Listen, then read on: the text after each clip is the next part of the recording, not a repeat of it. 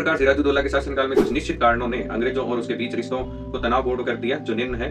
नवाब की आज्ञा के बिना अंग्रेजी कंपनी द्वारा कलकत्ता में किलेबंदी करना। पहला तो यही है कि भाई किलेबंदी कर रहे थे, जो कि उनको पसंद नहीं था।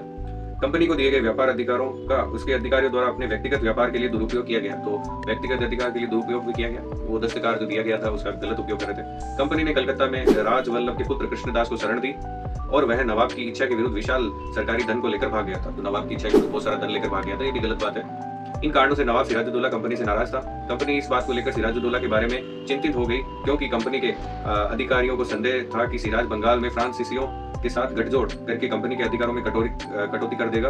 यानी वो फ्रांसीसियों के साथ मिलकर मान लो फ्रांसीसियों को मौका दे दे वहां पे व्यापार करने का। तो वो कंपनी तो यही चाहती थी उनका व्यापार चलता रहे। अंग्रेजों के कलकत्ता किले पर सिराज के आक्रमण ने खुले संघर्ष को तीव्र कर दिया। अलीनगर की संधि, जो कि एक्चुअली में नहीं करनी चाहिए थी, फिर भी सिराजुद्दौला ने की। यह संधि प्लासी युद्ध के पहले बंगाल के नवाब सिराजुद्दौला और ईस्ट इंडिया कंपनी के बीच फरवरी 1757 में हुई। तो गलत संधि थी ये। जून में तो युद्ध हो गया था और उससे जस्ट पहले ये संधि की गई थी।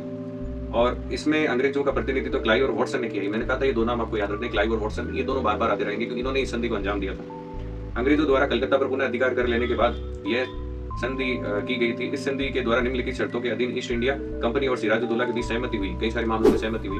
देखते हैं क्या अलीनगर की संधि। ईस्ट इंडिया कंपनी को मुगल बादशाह के फरमान के अनुसार व्यापार की सुविधाएं फिर से दे दी गई। उनको कहा भाई आप फिर से व्यापार कीजिए, सिराजुद्दौला आपको नहीं रोक सकता। कलकत्ता पर अधिकार करने में अंग्रेजों की जो क्षति हुई थी उसका हर्जाना नवाब को देना पड़ा।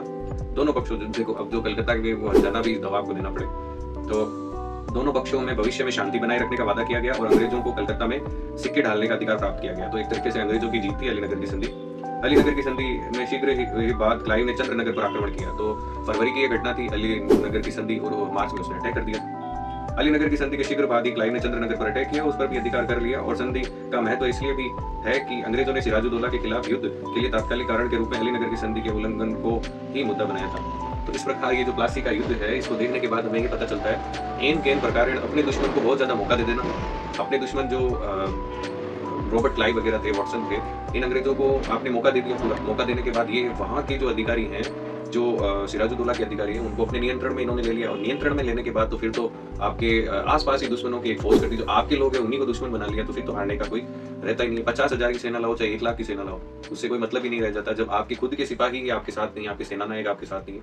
तो इस प्रकार रॉबर्ट क्लाइव की मैं एक तरीके से चतुरपन कह सकता हूँ, बहुत चतुर था, दिमाग से बहुत तेज था। वॉटसन बहुत तेज था, जिन्होंने इतनी बड़ी सेना को अपने दिमाग के जरिए केवल 3200 की सेना के जरिए हरा दिया। उसे भागना पड़ा और उसी के आदमियों से उसे मरवा दिया। ये थी प्लासी के युद्ध की सच्चाई जो मैंने आपको इस वीडियो में बताई है। धन्यवाद।